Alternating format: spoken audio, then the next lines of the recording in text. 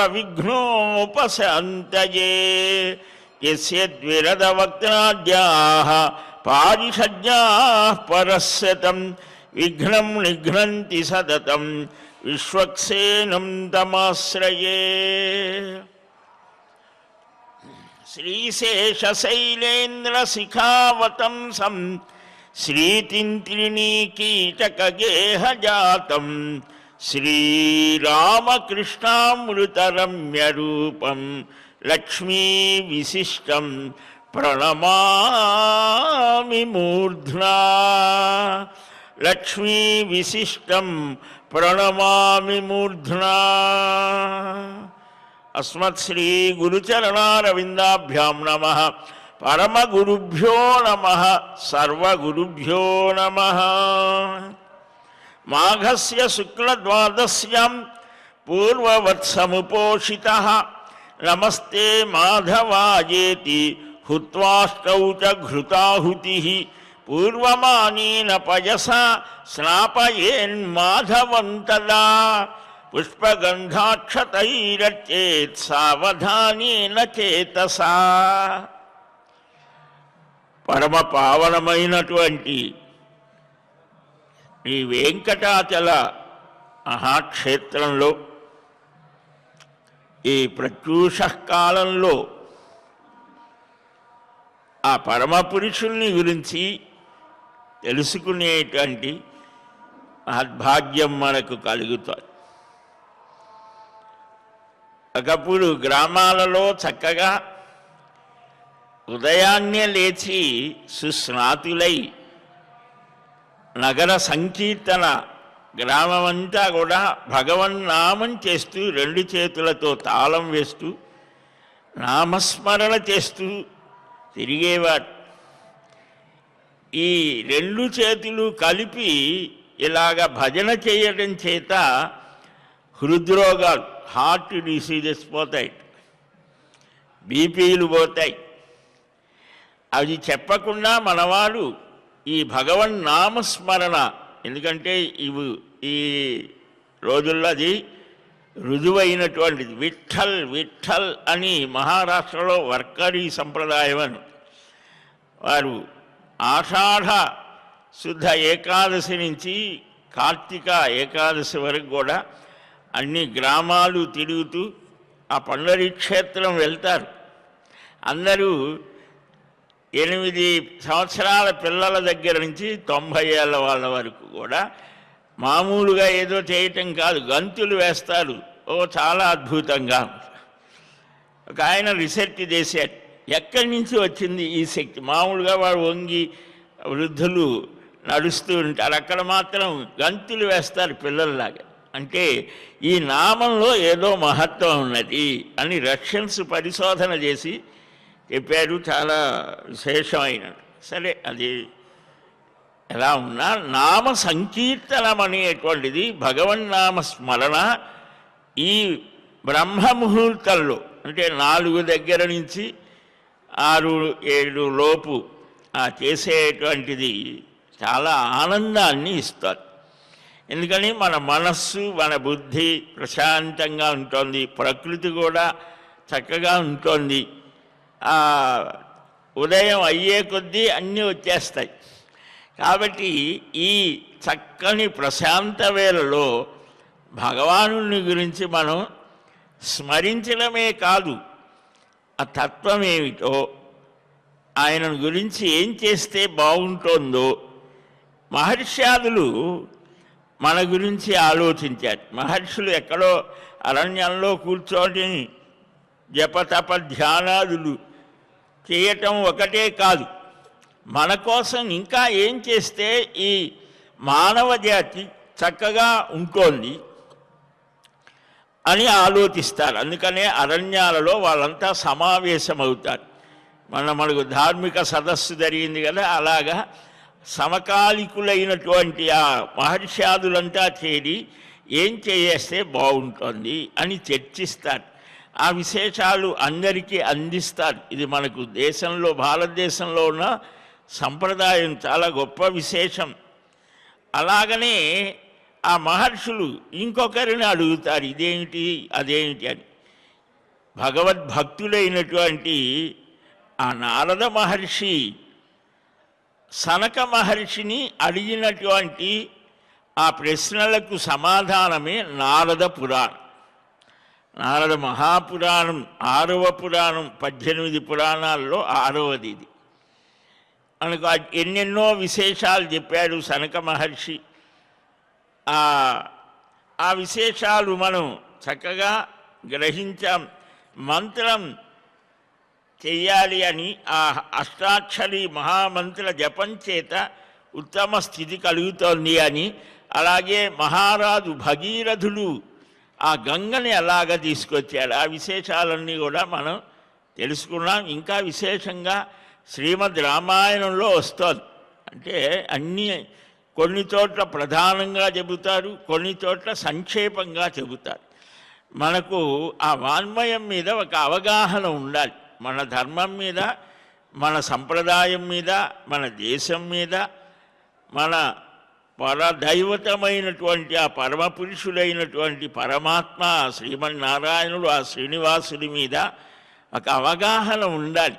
ఆ చింతన చెయ్యాలి. ఆ అవగాహన, చింతన, మననము ఇవి చేయడం కోసమే ప్రతిరోజు కూడా ఈ పురాణ ప్రవచనం శ్రవణం చేసేటువంటి భాగ్యాన్ని స్వామి మనకు అనుగ్రహించారు. సరే, నిన్న మనం ఈ భగవంతుని యొక్క ఆ శ్రీహరి చరిత్ర అడుగుతున్నావు. ఆయన చాలా సంతోషం. ఆ విష్ణువుని ఎలాగ అర్చించాలి అంటే అగ్నిముఖా వైదేవాహ అని అగ్నిముఖంగా అంటే హోమం చేస్తూ ఉంటారు. అలాగా చెయ్యాలి. విగ్రహ రూపంలో స్వామికి చక్కగా అప్పుడే తీసిన గోక్షీరం, ఆవు పాలతో అభిషేకం చేయడం, దానం చేయడం, నివేదనలు చేయటం, గీత వాద్యాదుల చేత అంటే నామస్మరణ వీటన్నిటితో లక్ష్మీయుక్తుడైన శ్రీమన్నారాయణుణ్ణి అర్చించాలి అని, ఏం చేస్తే బాగుంటోంది అని అడిగితే మార్గశీర్ష శుద్ధ ద్వాదశి, ఏకాదశి నిన్నటి రోజున మనం చూసాం కదా. ఈ పుష్యశుక్ల ఏకాదశి, ఈ శుద్ధ, ఇది ఇప్పుడు బహుళ ద్వాదశి అనుకోండి, ఇంకా 15 రోజుల ముందు జరిగిపోయింది, ఇంకా ఉన్నాయి. ఈ పుష్యశుద్ధ ద్వాదశి రోజున ఉపవాసం చేసి నమో నారాయణాయ అని స్మరించమని. ప్రణవము కలిపితే మంత్రం అవుతుంది, ప్రణవరహితంగా చేస్తే నామం అవుతుంది. నమో నారాయణాయ చాలు, అదైనా చాలు. అది నిరంతరం అనవరతము స్మరించాలి, మన శ్వాసలో శ్వాసక. అలాగా చేసి ఆ మంత్రపఠనం చేసి సర్వాత్మ సర్వకే లోకేశ సర్వవ్యాపి సనాతన నారాయణ అని ఇలాగ స్మరించాలని నిన్న మనం చెప్పుకున్నాం. అలాగ చేస్తే 8 అగ్నిష్టోమ యాగములు చేసిన ఫలం కలుగుతోంది అని. వేదంలో మనకు శ్రౌతము స్మార్తము అని 2 యజ్ఞ విశేషాలు చెప్పారు. శృతి ప్రతిపాదితం అంటే వేదమే కొన్ని చెప్తోంది. 7 సోమ సంస్థలు అంటే 7 సోమయాగములు ఇలాగా కొన్ని ఉన్నాయి. ఇవి కాక కూడా ఉన్నాయి. వాటిల్లో అగ్నిష్టోమం, అతిరాత్రం, వాజపేయం, ఇలాగా ఉన్నాయి. ఈ అగ్నిష్టోమ యాగం చేయడం శ్రౌతకాండలో ఒక విశేషం, చాలా కష్టం, అందరికీ అది సాధ్యం కాదు. ఈ విధంగా ఆ నారాయణుణ్ణి అర్చిస్తే 8 అగ్నిష్టోమ యజ్ఞములు చేసిన ఫలం కలుగుతోంది అని సనక మహర్షి చెప్తూ ఉన్నారు. సరే, ఇక మరలా మనం వచ్చేది ఇప్పుడు ఇది అయింది కాబట్టి వచ్చేటువంటి మాఘమాసంలో ద్వాదశి రోజున ఉపవాసం చేసి నమస్తే మాధవాయ అని అగ్నితో 8 ఆహుతులు అంటే హోమం చేయాలి. ఆహుతులు ఇచ్చి బాగా చక్కగా పాలతో ఆ శ్రీహరిని స్నానం చేయించాలి. అభిషేకం అంటాం కదా. సావధాన చిత్తంతో పుష్పము, గంధము, అక్షతలతో అర్చించాలి. మనకేమీ రాదు, చేయించి ఆయన్ని పిలవచ్చు. లేదంటే మనకేమీ రాకపోయినా ఆ నారాయణ అని అయినా చెయ్యాలి. అసలేమీ లేకుండా ఉన్నదానికంటే అది ఉత్తమం. అలాగా 1 కిలో నువ్వులు దానం చెయ్యాలట ప్రాతకాలంలో. ఇలాగ రాత్రంతా జాగరణ చెయ్యాలి. అర్చించి ప్రాతకాలంలో లేచి మనం చేయవలసినవన్నీ చేసి నువ్వులు దానం చేసి వస్త్రాలని దక్షిణను చేస్తే పాపాలన్నీ నశిస్తాయి. ఈ పాపము పుణ్యం మొదట్లో చెప్పుకున్నాం. మనుష్య జన్మలో పుణ్యపాపాలు అనివార్యం. మనం చేసే ప్రతి పనికి కూడా ఒక ఫలం ఉంటుంది. అది పుణ్యం కావచ్చు, పాపం కావచ్చు. మనం తప్పనిసరిగా తెల్లవారుజామున లేవలసి వస్తుంది. అది మనకు కావాలని లేచినా లేదా తప్పనిసరి అని లేచినా దాని ఫలం ఉంటుంది. కానీ కావాలని భక్తితో చేస్తే ఇంకా ఎక్కువ ఫలం. ఆ పాపం పుణ్యం ఈ రెండు కూడా మనకు చాలా విస్తృతంగా ధర్మ ఆచరణ చేత పాపం తొలగిపోతోంది. అపనుదతి వేదమే చెప్తోంది. దీన్ని రామాయణంలో కూడా మూలఘాతిషు సజ్జంతే బుద్ధిమంతో భవద్విధా ఆంజనేయ స్వామి చెప్తాడు.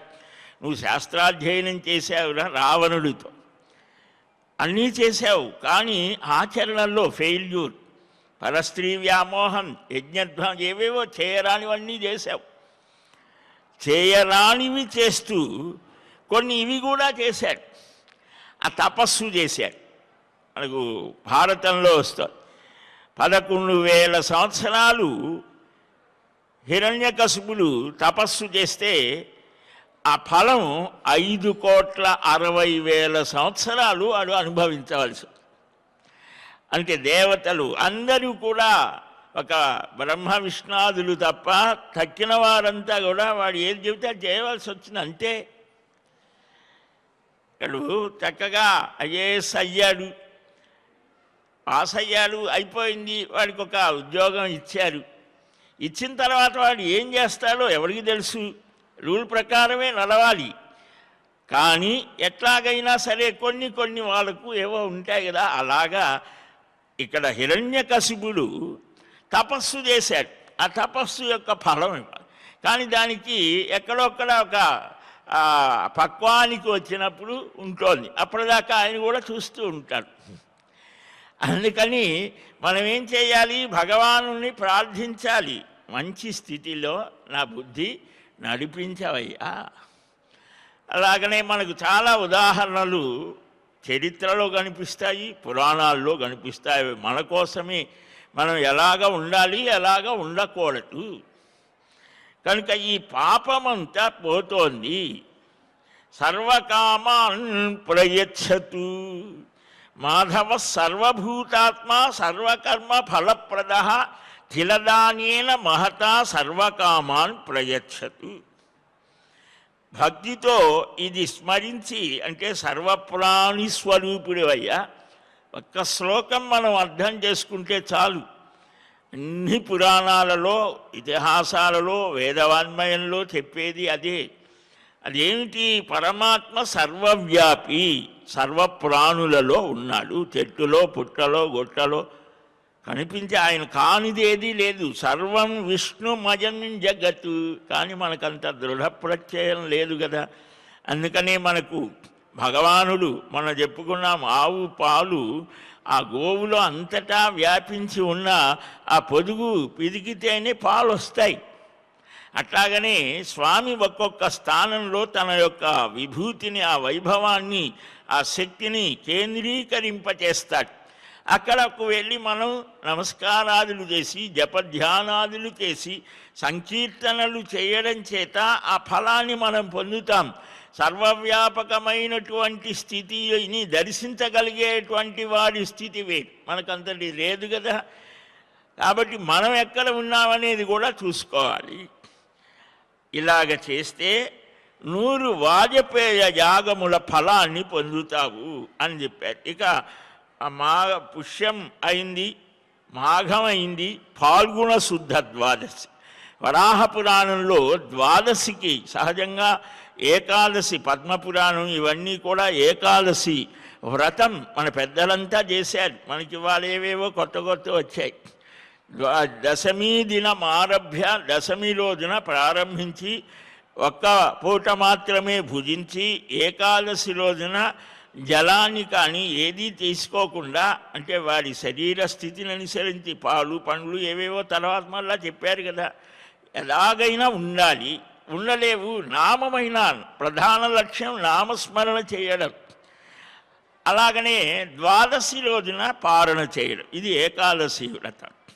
ద్వాదశికి కూడా చెప్పారు వరాహ పురాణంలో, దీంట్లో కూడా చెప్పారు. ద్వాదశి కూడా ఉపవసించి గోవిందాయ నమస్తుభ్యం ఆ శ్రీహరిని అర్చించాలి.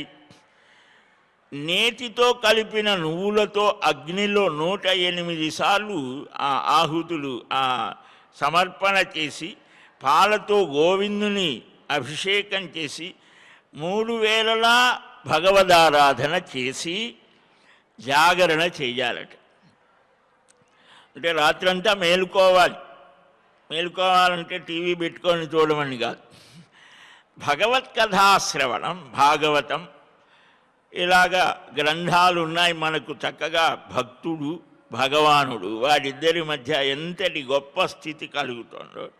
భక్త్యా భాగవతం జ్ఞేయం న వ్యుత్పత్త్యా నతు టీకయా అనని.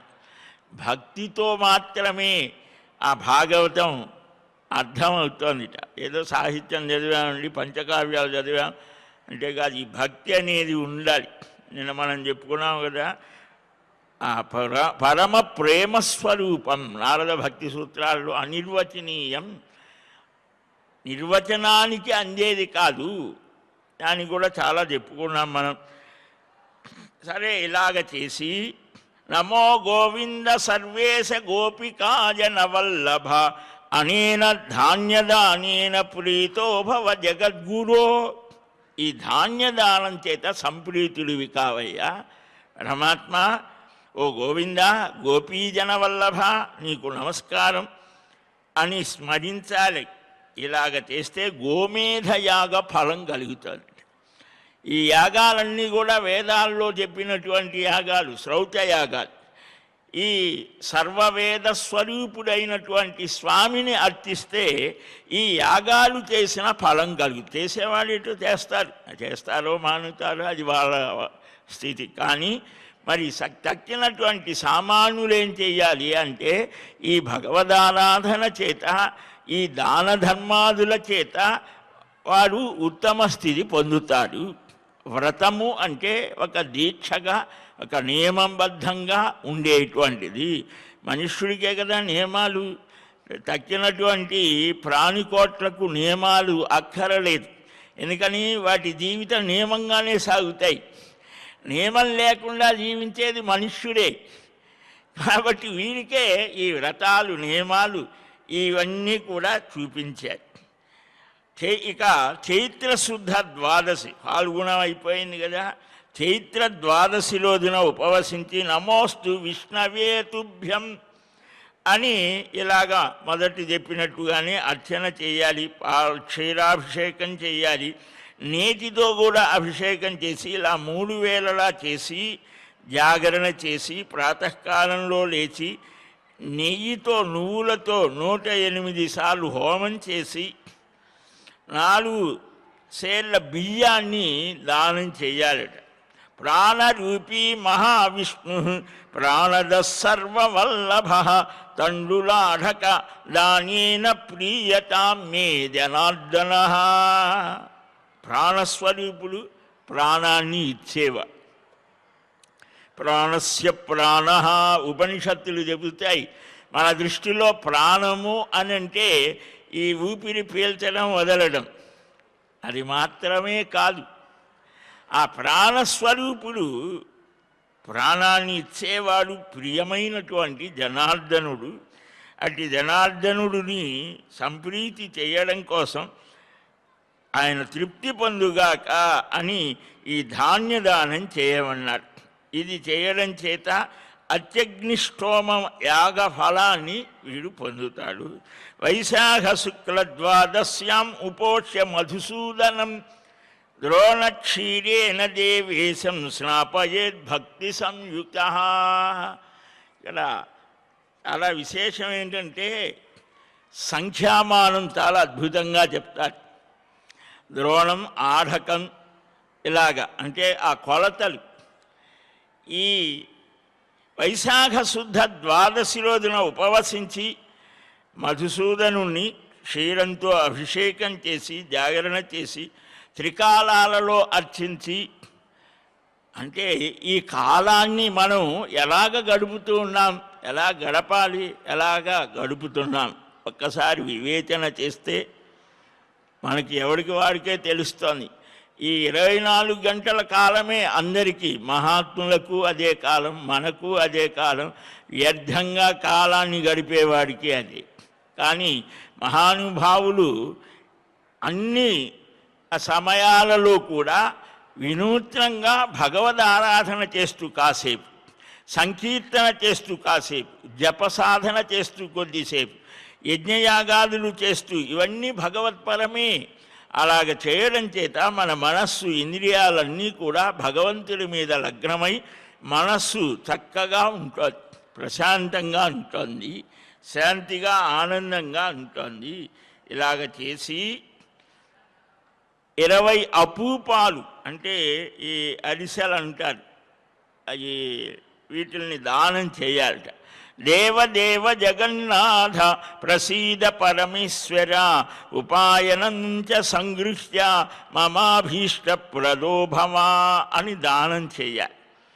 భోజనం పెట్టాలి, వాక్ నియమం కలిగి ఉండాలి. ఈ వాక్కుని మనం ఎలాగ ఉపయోగిస్తాము, మౌనంగా భుజించాలి అని శాస్త్ర నియమం. అంటే మాట్లాడకుండా అని కాదు, భగవన్నామం చేస్తూ కబలే కబలే కుర్వన్ గోవింద కీర్తనం. మనం తినేటప్పుడు ఏ భావంతో ఆహారం తీసుకుంటామో ఆ దాంట్లో వేస్టేజ్ అంతా పోగా, అంటే వ్యర్థ పదార్థాలు పోతే మిగిలినటువంటి ఆ సారం మనస్సు మీద దాని ప్రభావాన్ని చూపిస్తోంది. ఆలోచనలే మనస్సు అంటే. మన ఆలోచనలు సవ్యంగా ఉండాలంటే భగవన్నివేదితమైనటువంటి ఆహారాన్ని ప్రతిరోజు తీసుకోవాలి. భగవంతుడికి సమర్పణ చేసి తీసుకుంటే మనకు మంచి ఆలోచనలు కలుగుతాయి. మంచి ఆలోచనల వల్ల మంచి పనులు చేస్తాం, అప్పుడు ఆరోగ్యము బాగుంటుంది. 40-50 ఏళ్ల క్రితం ఇన్ని హాస్పిటల్స్ ఉన్నాయా, ఇన్ని పోలీస్ స్టేషన్లు ఉన్నాయా? ఎందుకని? ఎవరికి ఏ ఉద్వేగాలు లేవు, ప్రశాంతంగా ఎవరి పని వాళ్ళు చేసుకొని ఆనందంగా ఇంకొకటి బాధ కలగకుండా జీవించారు. ఇప్పుడు మనకు అది కాదు కదా. కనుక దాన్ని మళ్ళా మనం మన తాతలు తండ్రులు నడిచిన మార్గంలో నడవాలి.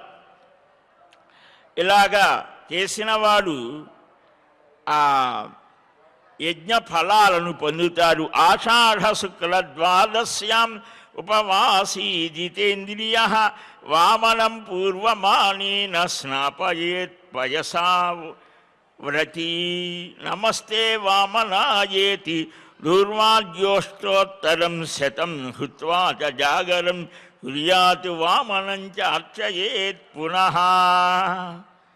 ఆషాఢ శుక్ల ద్వాదశి రోజున ఇంద్రియాలను జయించి నియమించి 4 సేళ్ల పాలతో వామనమూర్తికి అభిషేకం. అంటే ఒక్కొక్క భగవద్ రూపంలో ఒక్కొక్క గొప్ప విశేషాలు, భక్త రక్షణ చేసిన ఆ సన్నివేశాలని స్మరించుకోవాలట. ఊరికినే అభిషేకం చేసాం, నీళ్ళు పోసాం, పాలు పోసాం అని ఏదో చూపించాం, యాంత్రికం కాకూడదు. అది మనస్సుతో అనుభూతి పొందుతూ చెయ్యాలి.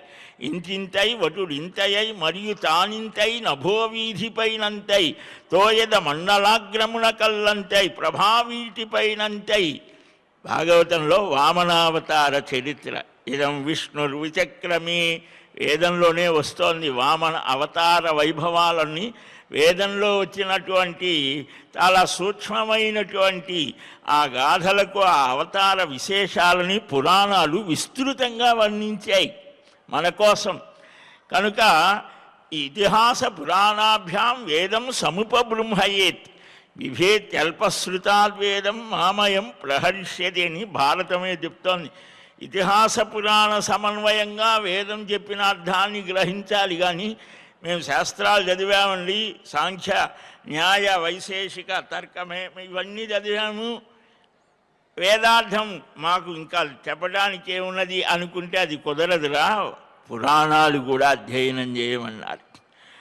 అందుకని చాలా పురాణాల్లో వస్తోంది వేద మంత్రాలని ఉట్టంకించి ఈ పని ఎలాగ చెయ్యాలని చెప్పారు. కనుక ఈ వామన అవతారాన్ని చక్కగా స్మరించాలి, అభిషేకం చేయాలి, హోమం చేసి జాగరణ చేసి అర్చించి ఆ పెరుగన్నాన్ని దానం చేయాలి. వామనో వృద్ధిదోహోత ద్రవ్యస్థో వామన సదా వామనస్తారకోస్మాచ్య వామనాయ నమో నమః అనే మంత్రంతో దధ్యన్న ప్రదానం చేయాలి.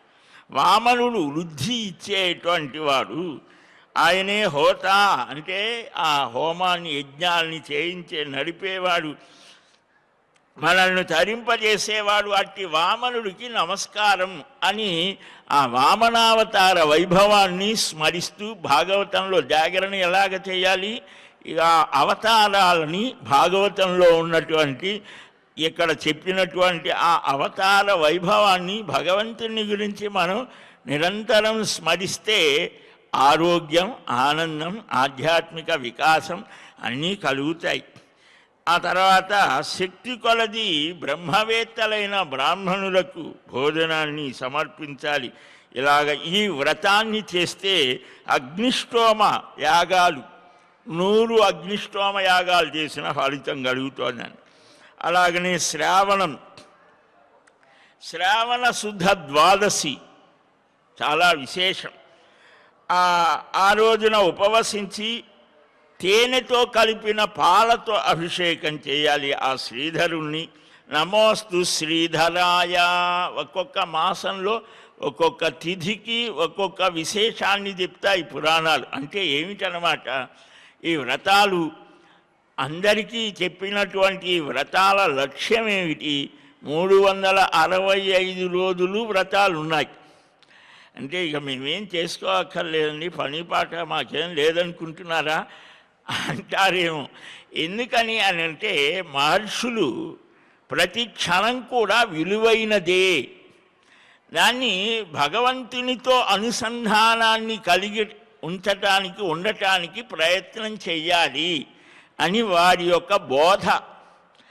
మనం అంత తెలివి తక్కువ వాళ్ళమా, మీరు చెప్పగానే చేస్తామా అని మనం అలాగ ప్రయత్నం చేస్తున్నా వారు ఎన్నో మెట్లు దిగి అనేక రకాలుగా, ఒక్క విధానం కాదు. కొంతమందికి ధ్యానం మాకు చాలా ఇష్టం అండి అంటాడు వాడు. ధ్యానం అంటే ఏదో కళ్ళు మూసుకుంటే చాలనుకుంటా, అదేనా ధ్యానం? దానికి ముందే ఉన్నాయిరా అంటే ఆ యమము, నియమము, ఆసనము, ప్రాణాయామము, ప్రత్యాహారము, ధారణము, ఇన్ని ఉన్నాయి. ఆ చివరిది ధ్యానము, సమాధి. ఆ సమాధి స్థితికి ముందుది ధ్యానం. అక్కడికి ఎన్ని మెట్లు ఎక్కాలి? యమం అంటే ఏమిటి? ఆ యమ నియమాలు ఆచరిస్తే ఎంత గొప్ప స్థితి. అహింస, సత్యం, అస్తేయం, ఇలాగ కొన్ని యమ నియమాలు, ఈశ్వర ప్రణిధానం ఇలాగ చెప్పారు. ఆసన సిద్ధి, కదలకుండా కూర్చోవాలి, పద్మాసనంలో కూర్చోవాలి, స్వస్తికాసనం, ఇలాగ ఆసనాలు చెప్పారు. 3 గంటలు కదలకుండా కూర్చోగలిగితే ఆసన సిద్ధి అన్నారు. కాబట్టి ఇలాగా ఆ యమ, నియమ, ఆసన, ప్రాణాయామం, ప్రత్యాహారం ఇవన్నీ చెప్పారు. మనం ఈ వ్రతం అంటే ఇవన్నీ వస్తాయి. మనం ప్రతిరోజు చేసేటువంటి దాంట్లో కూడా వస్తాయి. ప్రాణాయామం అని అంటాం. ముక్కు పట్టుకోమంటూ ఉంటారే, ముక్కు పట్టుకోవటం ఏంటి అంటే ప్రాణాయామము అని. అది సరే, ఆ తొందరలో ఆయన చెప్పేదేదో ఆయన చెప్తాడు, మనం చేసేదేదో మనం చేస్తాం. ఏమిటనేది మనం గ్రహించాలి, ఆలోచించమని నేను ఇక్కడ మీకు విన్నవించడం కారణం ఏంటంటే, మన సనాతన ధర్మంలో ఉన్నటువంటి విలువలని మనం తెలుసుకోకపోతే మన పిల్లలకు ఎవరు చెప్తారు? మనమే చెప్పం. అన్నీ చెప్తాం, ఇది చెప్పం, ఇదొక్కటి తప్ప. అందుకనే మనకు ఎవడు ఏది చెప్పినా అదే నిజం అనుకునేటువంటి స్థితికి మన పిల్లలు వెళ్తున్నారు. తర్వాత బాధపడి ఉపయోగం లేదు. అందుకనే చిన్న వయస్సులోనే మన ధర్మం ఏమిటో మన అన్నీ ఆ చదువులతో పాటు పోరాటం చేయాల్సిందే, కానీ ఇవి కూడా చెప్పాలి. కనుక ఈ నమోస్తు శ్రీధరాయ క్షీరాబ్ధిశాయిన్ దేవేశ రమాకాంత జగత్పతే క్షీరదానేన సుప్రీతో భవసర్వ సుఖప్రద. దీంతో దానం చెయ్యాలి. పాల సముద్రంలో శయనిస్తావా తండ్రి? క్షీరాబ్ధి శాయి దేవేశ రమాకాంత జగత్పతి ఆనందాన్నిచ్చే నీవు ఈ క్షీరదానం, ఆవు పాలను గోక్షీరాన్ని దానం చేయాలి అని. దీనితో సుప్రీతుడివి కావయ్యా అని శక్తి కొలది ఆ భోజనాన్ని అందరికీ పంచాలట. మనకు ధనాన్ని ఆర్జించడం ఒక ఎత్తైతే ఆ ధనాన్ని ఏం చెయ్యాలి? ఎంత పిచ్చివారని మీరు, ధనాన్ని ఏం చేయాలని మమ్మల్ని అడుగుతారేంటి? అదేం చెప్పక్కర్లేదు. హాయిగా కొత్త కొత్త బిల్డింగ్స్ కడతాం, ప్లాట్లు తీసుకుంటాం, ఇంకేవేవో. దాన్ని అలా కాదట. మన పెద్దవాళ్ళు ఏం చెప్పారంటే ఉన్న ధనాన్ని 4 భాగాలు చేసి కొంత భాగాన్ని మన కోసం, కొంత భాగం కుటుంబం కోసం, కొంత భాగాన్ని ట్యాక్స్ కడిపోతుంది నువ్వు చెప్పినా చెప్పకపోయినా, ఇంకొక భాగం దాన ధర్మాలు. ఈ దానం చేత కాంచనం కర్మమోచనం. ఈ దాన ధర్మాలు విరివిగా చెప్పారు మనకు. ఈ దాన ధర్మాల్లో కూడా, దానం చేయడంలో కూడా చాలా సంకల్పపూర్వకంగా చేసే దానం పాపాన్ని పోగొడుతోంది. ఇంకా ఈ నటులు, గాయకులు ఇలాంటి వారు ఉంటారు, వారికి కూడా చెయ్యాలి. ఇంకా భిక్ష ఏ స్థితి లేని వారు ఉంటారు, వారికి దానం చెయ్యాలి. అన్ని రకాలుగా ధర్మరాజు ప్రతిరోజు కూడా కొన్ని వేల మందికి దానం చేసేవారు.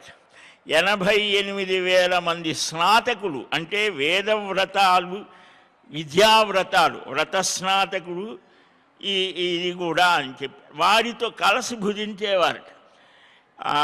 ఇంకా కొన్ని వేల మంది ఎతులతో, బంగారు పాత్రలతో వారికి భోజనం పెట్టి వారితో కూర్చొని భుజించేవారు ధర్మరాజు. భారతంలో వస్తోంది. ధర్మరాజు రాజసూయ యాగానికి కొన్ని కోట్ల కానుకలు వచ్చాయి. అవేం చేశారు? అందరికీ దానం చేశారు. అది రఘువంశంలో విశ్వజిత్ యాగం చేస్తాడు రఘుమహారాజు, సర్వజిత్ యాగం. అది చేసి అంత దానం చేశారు, కోట్ల ధనం. ఇంకా ఆయన ఎక్కడున్నా అంటే ఒక పన్నశాలలో ఉన్నాడు. మట్టి పిడతలతో ఆయన ఆహారం ఇవన్నీ, ఆయనకేం తక్కువతనం లేదు. అదే సమయంలో గురుదక్షిణ ఇవ్వాలి. కౌత్సుడు అని ఒక బ్రహ్మచారి ఆ రోజుల్లో గురువు గారికి దక్షిణ ఇవ్వాలి. చదువు అయిన తర్వాత ఆయనే పోషిస్తాడు కొడుకులాగా ఒక 10-12 ఏళ్ళు. అప్పుడు స్వతంత్ర విద్యా వ్యవస్థ ఉండేది, స్వాతంత్రం వచ్చేదాకా ఉండేది. ఆ విద్యా గురుకులాలు అందరికీ ఎవరి విద్య ఎవరికి ఏది కావాలంటే అది. ఆ గురుకులాలు కొన్ని వేల గురుకులాల్ని బ్రిటిష్ వాళ్ళు దాన్ని తీసేశారు. సరే, ఏదో విద్యా వ్యవస్థ అలాగా. ఆ గురుకులాల్లో వారు గురువు దగ్గర చదివిన తర్వాత అది వారికి స్వతంత్రంగా ఉంటారు కదా, దక్షిణ ఇవ్వాలి అని. అంటే ఈ చదువుకున్న వాళ్ళు వెళితే రాజులు వాడు ఎంత కోరితే అంత ఇచ్చేవాడు, పోస్ట్ గ్రాడ్యుయేషన్ లాగా అన్నమాట. ఇప్పుడు కూడా ఏవోటి ఇస్తారు కదా, స్కాలర్షిప్ అట్లా. వెళితే ఈయనను చూడగానే ఈయన దగ్గర ఏం లేదు, మనం ఏం చేస్తాం అనుకొని వెళ్ళబోతుంటే, కాదు కాదు నీకేం కావాలో చెప్పు అని అంటే, ఇట్లా మా గురువు గారికి 20 లక్షలు ఎన్నో లక్షల బంగారు నాణ్యాలు ఇవ్వాలి, అట్లా ఒక్క పూట గడువు ఇవ్వమన్నాడు. ఏం చేశాడు? కుబేరుడి మీద యుద్ధాన్ని ప్రకటించాడట. ఆ కుబేరుడు భయపడిపోయాడు. మామూలుగా ఆయనకేం భయం లేదు, ధర్మబుద్ధి కలిగిన వాడు ఈ రాజు. కాబట్టి ఏమిటి కారణం ఇది అంటే, ఆయనున్న స్థానంలో కోట్ల బంగారు నాణ్యాలని వర్షంలాగా పడేసి చేస్తే ఇవన్నీ తీసుకువెళ్ళమన్నాడు. మనమైతే ఇప్పుడు చూస్తుంటాం కదా పేపర్లో ఎక్కడన్నా ఏదన్నా అక్కడ వదిలేసా అంటే అంతా ఎగబడటమే. అదేంటి కానీ అప్పుడు ఎంత స్థితి అని అంటే ఇవి మొత్తం నాకెందుకయ్యా ఇవి మా గురువు గారికి ఎంత ఇవ్వాలో అంతే నాకు కావాలన్న కాదు మొత్తం తీసుకెళ్ళమంట. సరే అట్లాగా అంటే ఆ ఆర్జించిన ధనంలో కొంత దాన ధర్మాలకు ఈనాడు కూడా కొంతమంది ఉన్నారు మార్వాడీస్ వాళ్ళంతా కూడా కొంత దాన ధర్మాలకు జైన్స్ వాళ్ళంతా చేస్తారు. అది మనకు కూడా అవసరం. దేవాలయాలు, ఈ ధర్మకార్యాలు, ఈ ధార్మిక ప్రవచనాలు వీటిల్ని మనం మన ధర్మాన్ని మనమే తెలుసుకోవాలి కదా. దానికి కొంతైనా సరే ఆయా సంప్రదాయాలు, అనేక సంప్రదాయాలు ఉన్నాయి మనకు. వేదాన్ని ఆధారంగా చేసుకొని దాదాపు 150 సంప్రదాయాలు ఉన్నాయి. దక్షిణ భారతదేశం అంటే ద్వైతాద్వైత విశిష్టాద్వైత సంప్రదాయాలు. ఉత్తర భారతంలో చూస్తే చాలా ఉన్నాయి. వీటన్నీ కూడా అవన్నిటికీ ఆధారం ఒకటే, వేదం, పరమాత్మ. ఇవి మనం మర్చిపోకూడదు. మూలం ఏమిటనేది మర్చిపోకూడదు. ఏ మూలానికి ఎన్ని కొమ్మలైనా ఉండొచ్చు. దాన్నే మనం ఈనాడు హిందూ ధర్మం, హిందూ మతం అని, మతం కాదు ధర్మము అని మనం అంటాం. సరే ఇప్పుడు ప్రభుత్వ దృష్టిలో ఇది మతం కాబట్టి అనేక మతాల వారు ఉన్నారు కాబట్టి ఇది కూడా హిందూ మతం అంటున్నారు. దీంట్లో మనం దాదాపు 120 కోట్ల మంది ఉన్నారు. ఈ 120 కోట్ల మంది కూడా కనీసం మన ధర్మశాస్త్రాలు, మన సంప్రదాయాలు వీటన్నిటి మీద ఒక అవగాహన ఉండాలి. దానికోసమే తిరుమల తిరుపతి దేవస్థానం వారు మనకి పురాణ ప్రవచన వీటిల్ని ఏర్పాటు చేశారు. సరే, ఋషికేశ నమస్తుభ్యం సర్వలోకైకహేతవే మహ్యం సర్వసుఖం దేహి గోధూమస్య ప్రధానతః అని ఈ శ్రావణ మాసంలో అలాగ చేసిన వారు 1000 అశ్వమేధ యాగ ఫలాలని పొందుతారు అని. ఒక్క అశ్వమేధం చెయ్యటానికి చాలా కష్టం. రామాయణ భారతాల్లో వస్తుంది. రామచంద్రమూర్తి కూడా అశ్వమేధ యాగం చేస్తాడు. రాజసూయం చేస్తానంటే లక్ష్మణుడు వద్దంటాడు. అది చాలా కష్టమైనది. భారతంలో ధర్మరాజు చేశాడు, హరిశ్చంద్రుడు చేశాడు అశ్వమేధ యాగం. ఈ కలియుగంలో అది నిషేధం అన్నారు. అనాథ ప్రేత సంస్కారం చేస్తే అశ్వమేధ యాగ ఫలం అన్నారు. వాడు ఎవడో తెలియదు, రోడ్డు మీద చనిపోయాడు, వాడిని ఎవడు పట్టించుకోలేదు, వాడిని తీసుకెళ్ళి వాడికి తగిన సంస్కారం చేయడం ఎంత సామాజిక బాధ్యత చెప్పిందో మనకు పురాణాలు. ఆ పేరు పెట్టలేదు కానీ చేసేదంతా అదే. ఇలాగా కొన్ని ఉన్నాయి. ఇంకా ఇక్కడ దీనిట్లో కూడా 1000 అశ్వమేధ యాగ ఫలాన్ని ఇలాగా శ్రావణ శుద్ధ ద్వాదశి రోజున ఆ శ్రీమన్నారాయణుని ఈయన చెప్పినట్లుగా అలాగ చేస్తే భాద్రపద శుద్ధ ద్వాదశి హృషీకేశుణ్ణి స్మరించమన్నారు. హృషీకేశ నమస్తుభ్యం అని అన్ని లోకాలకు ముఖ్య కారణమైనటువంటి వాడివి నీవే హృషీకేశ. హృషీకములంటే ఇంద్రియములు, వాటిని నియమించేటువంటి వాడవు నీవే హృషీకేశ. హృషీకేశ అని ప్రతిరోజు అన్నా కూడా కొన్ని రోగాలు పోతాయి. ఎందుకని హృషీకేశ అంటే ఇక్కడ ఎక్కడి నుంచి వస్తుంది? బొడ్డు దగ్గర నుంచి వస్తుంది, రావాలి. అందుకనే ఆ హృషీకేశ నామం చాలా విశేషంగా భగవద్గీతలో ప్రయోగించారు. కనుక ఈ నామాలన్నీ కూడా కేవలం ఏదో ఇది కాదు. అవి స్మరణ చేయగా నాలుక ఒక తేనెలాగా తయారవుతుంది. మీరు చేసి చూడండి, రామనామం, కృష్ణనామం, హరినామం, ఈ నామస్మరణ చేయడం ఈ కలిలో విశేషమైన ఫలాల్ని ఇస్తోంది. నామ సంకీర్తనం యస్య సర్వపాప ప్రణాశనం ప్రణామో దుఃఖ శమనః తం నమామి హరిం పరం. నాస్తి నాస్తి కలౌ నాస్తి మనం రోజు చెప్పుకుంటున్నాం. కాబట్టి హరినామ వినాగతి తస్మాత్ యత్నేన జప్తవ్యం కలౌ సంకీర్త్య కేశవం. ఎలాగా స్మరించాలి? హృషీకేశ నమస్కారం అయ్యా, ఈ గోధూమ దానంతో గోధుమల్ని సమర్పించి ఇలాగ దానం చేస్తున్నాను, నన్ను అనుగ్రహించు అని వాక్ నియమంతో వాక్కుని వినియోగం చేయడం ఎలాగా అనేటువంటిది కూడా మనకు చక్కగా చెప్పారు. వాక్ నియమం అడ్డదిడ్డంగా మాట్లాడకూడదు, మృదువుగా మధురంగా వాచము హృదయహారిణి. శ్రీమద్ రామాయణంలో కిష్కింధకాండలో ఆంజనేయ స్వామి సంభాషణ విని శ్రీరామచంద్రమూర్తి అంటారు, ఎంత చక్కగా మాట్లాడావయ్యా, వేదాధ్యయనం చేసిన వాడు అనేక సార్లు వ్యాకరణ శాస్త్రాన్ని అధ్యయనం చేసినటువంటి వాడే ఇలాగ మాట్లాడగలడు అని. స్వామి అని నమస్కారం చేసి వాంగ్నియమంతో తాను కూడా భుజించాలి. బ్రహ్మమేధ ఫలం కలుగుతోంది అన్నాడు. అశ్వినే మాసి శుక్లాయాం ద్వాదశ్యాం సముపోషిత పద్మనాభం చ పయసా స్నాపయేది భక్తిత శుచి. నమస్తే పద్మనాభాయ హోమం కుర్యాత్ స్వశక్తితః. తిలవ్రీహి యవాద్యైశ్చ పూజయేత్య విధానతః. ఆశ్వయుజ శుక్ల ద్వాదశి ఉపవాసం చేసి పద్మనాభుడికి అభిషేకం చేయాలి. నమస్తే పద్మనాభాయ అంటే నాభియందు బొడ్డులో పద్మం కలిగినవాడు.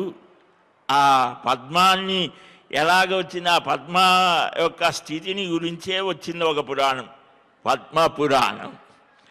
చాలా విస్తృతమైనటువంటి 51,000 శ్లోకాలతో ఉంటుంది. కాబట్టి తిలలు ధాన్యము, ఎవలు అదొక ధాన్యం, ఎవలు వ్రీహి అంటారు. ఇప్పుడు జరుగుతాయి హోమాలు యజ్ఞాలు చేస్తుంటే వాటితో హోమం చేసి నమస్తుభ్యం లోక సర్వలోక పితామహ మధుదాన్యేన సుప్రీతో భవ సర్వసుఖప్రద. ఓ పద్మనాభ, అందరికీ తాతవయ్య నువ్వే పితామహ అంటే ఆ బ్రహ్మగారికి జనకుడు ఆయనే కదా. మధుదాన్యేన సుప్రీత, ఈ తేనెని దానం చేస్తున్నాను స్వామి అనుగ్రహించు అని స్మరించాలి. ఇక కార్తీక శుక్ల ద్వాదశి రోజున దామోదర మాసం అన్నారు కార్తీక మాసాన్ని. ఆ దామోదరుని అంటే దామం ఉదరం బధ్నాతి. వాళ్ళమ్మ రోటికి కట్టివేసిందిట, 2 అంగుళాలు తక్కువ అవుతాయి. ఇంట్లో ఉన్న తాళ్ళన్నీ తెచ్చేసింది పాపం. అయినా ఆమె వల్ల కాలేదు. అమ్మ పడే శ్రమ చూసి తానే బంధాన్ని తగిలించుకున్నాడట, కట్టించుకున్నాడు. సరే, నలకోబర మణిగ్రీవులు అనేటువంటి వారిని ఉద్ధరిస్తాడు కనుక దామోదరుడు. దామోదరాష్టకాన్ని పఠిస్తారు, పురాణాలదే అది. అటు దామోదరుడికి అభిషేకం చేసి తేనె నెయ్యి కలిపిన నువ్వులతో హోమాన్ని చేసి 3 పూటలా కూడా ఆ భగవద్ ఆరాధన చేసి ప్రాతకాలంలో పద్మాలతో పూజించాలి. దామోదర జగన్నాథ సర్వకారణ కారణ త్రాహిమాం కృపయా దేవ శరణాగత పాలక అని శ్రోత్రుడైన బ్రాహ్మణుడికి దక్షిణ దానం చేయాలి. జగన్నాథ, దామోదర, శరణాగత రక్షక, నన్ను దయతో కాపాడు అని ఆ మంత్ర ఫలం, దాని యొక్క అర్థం. ఇలాగ సంవత్సర కాలం ద్వాదశి వ్రతం చేసేవారు పరమపదాన్ని పొందుతారు. కనీసం 2 మాసాలైనా మనకు ఎగ్జంప్షన్ ఇస్తున్నారు. కనీసం 2 మాసాలైనా చేయవయ్యా, ఇలాగ చేస్తే ఆ అంత్యంలో శ్రీహరి లోకాన్ని పొందుతారు అని. పూర్ణం సంవత్సరం కృత్వా, సంవత్సర కాలం ఇలాగ ద్వాదశి వ్రతం చేసి ఉద్యాపన చేయాలి. మార్గశీర్షంలో మొదలుపెట్టారు కదా, మళ్ళా మార్గశీర్షం రా. ఆ రోజున చక్కగా తెల్లని వస్త్రాలను, పుష్పమాలలు, తెల్లని గంధాన్ని పూసుకొని మండపాన్ని తయారు చేసి ఆ మండపంలో సర్వతోభద్ర ముద్ర మీద జలపూరితమైన 12 కలశాలుంచి వెండితే కానీ, రాగిచేత కానీ, బంగారంతో కానీ లక్ష్మీనారాయణుని ప్రతిమలు చేయించి కలశం మీద ఉంచి అర్చించి ఆ పూజించి దేవదేవ జగన్నాథ భక్తానుగ్రహ విగ్రహ గృహానోపాయనం కృష్ణ సర్వాభీష్టప్రదోభవ అని దానం చెయ్యాలి. స్వామి, భక్తానుగ్రహం కోసం శరీరాన్ని ధరించావయ్యా, మహాలక్ష్మీ సమేతులైనటువంటి క్షీరసాగర సేనా నమస్కారం అని దానం చెయ్యాలి. ఆ విశేషాలు మరలా ఇంకా రేపేం చెప్తారు, లక్ష్మీనారాయణ వ్రతం చెప్పారు. ఆ విశేషం ఏమిటో మార్గశీర్ష పూర్ణిమ రోజున ఏం చేయాలి, పూర్ణిమా వ్రతం కూడా చెప్పారు. ఆ విశేషాలు మనం క్రమంగా గ్రహిద్దాం. శ్రీకృష్ణ గోవింద హరే మురారే హే నాథ నారాయణ వాసుదేవ గోవింద జయ జయ గోపాల జయ జయ రాధారమణ హరి గోవింద జయ జయ. హరే రామ రామ రామ హరే హరే హరే కృష్ణ కృష్ణ కృష్ణ హరే హరే. స్వస్తి ప్రజాభ్యః పరిపాలయంతాం న్యాయేన మార్గేణ మహీం మహీశాః. గోబ్రాహ్మణేభ్యः శుభమస్తు నిత్యం. లోకాः సమస్తాः సుఖినో భవంతు. కాళే వర్షతు పర్జన్యః పృథివీ సస్యశాలిని. దేశోऽयं క్షోభరహితో బ్రాహ్మణాः సంతు నిర్భయాः. అపుత్రాः పుత్రిణः సంతు పౌత్రిణः. అధనా సధనా సంతు జీవంతు శరదాం శతం. శ్రియః కాంతాయ కళ్యాణ నిధయేర్ధినాం. శ్రీవేంకటనివాసాయ శ్రీనివాసాయ మంగళం. బలం విష్ణోః ప్రవర్ధతాం. సర్వం శ్రీకృష్ణార్పణమస్తు. వాసుదేవ నారాయణ ముకుంద మాధవ శ్రీహరి గోవింద. ఏడుకొండలవాడ వెంకటరమణ గోవింద గోవింద గోవింద.